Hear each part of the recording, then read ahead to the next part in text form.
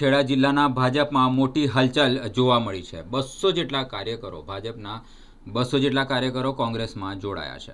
મારું નામ લખનસિંહ રતનસિંહ ડાભી, કઠલાલ તાલુકો રતનપુર ગામ, જિલ્લા પંચાયત પીઠેલા. કોંગ્રેસમાં જોડાવાનું કારણ એ જ છે કે ઘણા વર્ષો છેલ્લા 22 વર્ષથી ભારતીય જનતા પાર્ટીનો હું કાર્યકર હતો. શરૂઆતથી યુવા મોરચામાં હું પ્રમુખ રહેલો, એ પછી તાલુકા સંગઠનમાં 2 ટર્મ મહામંત્રી રહેલો, છેલ્લી ટર્મ એપીએમસીમાં વાઇસ ચેરમેન તરીકે પણ મેં સેવા આપી છે. વર્ષોથી પાર્ટીનું કામ કરવા છતાં હાલના સંજોગોમાં કઠલાલ તાલુકાની અંદર તાનાશાહી ચાલી રહી છે. તો જૂના કાર્યકરોનો કોઈ યાદ બી નહીં કરતું, એમને ઇગ્નોર કરવામાં આવે છે, સાઈડ પર કરવામાં આવે છે. અને આ બધું કંટાળીને છેલ્લા અમે ખાસા સમયથી, ખાસા વર્ષોથી, આમ તો લગભગ વિધાનસભાની ચૂંટણી થઈ તે પછી 3-4 વર્ષથી સતત અમે આ જ રીતના કચરાતા આવ્યા છીએ.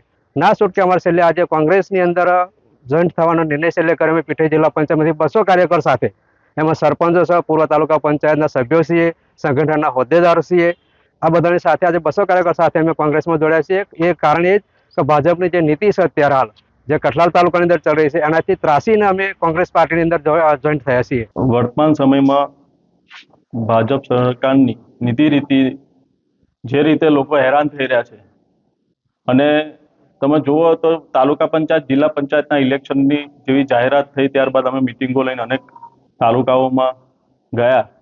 ત્યારથી જ અનેક કાર્યકર્તાઓ ભાજપ છોડીને કોંગ્રેસમાં જોડાઈ રહ્યા છે. આજરોજ કઠલાલ તાલુકાના 200 કાર્યકર્તાઓ સાથે તેમના તાલુકાના મહેશભાઈ સનાભાઈ ડાભી, પૂર્વ ધારાસભ્ય શ્રી કનુભાઈ ડાભીના ભત્રીજા છે, અને એના સિવાય લખનભાઈ દરબાર જે બીજેપીના યુવા મોરચાના પૂર્વ મહામંત્રી છે, એના સિવાય અનેક આગેવાનો અને કાર્યકર્તાઓ, એમ મળીને 200 કાર્યકર્તાઓ સાથે આજ રોજ કોંગ્રેસ પાર્ટીમાં વિધિવત રીતે જોડાયા છે. કોઈ કમિટમેન્ટ આપ્યું છે કેવી રીતે જોડાયા? પાર્ટી સાથે કોઈ કમિટમેન્ટ નથી, ખાલી કાર્યકર્તા તરીકે જોડાયા છે. કોઈ ટિકિટ આપશે ખરું કોંગ્રેસમાં? સ્થાનિક લોકો સાથે ચર્ચા કરી જે પણ નિર્ણય લેવામાં આવશે 1-2 દિવસમાં લેવામાં આવશે, પણ અમારા કાર્યકર્તાઓ, મૂળ કોંગ્રેસી કાર્યકર્તાઓ સાથે પરામર્શ કર્યા પછી જ નિર્ણય લેવામાં આવશે.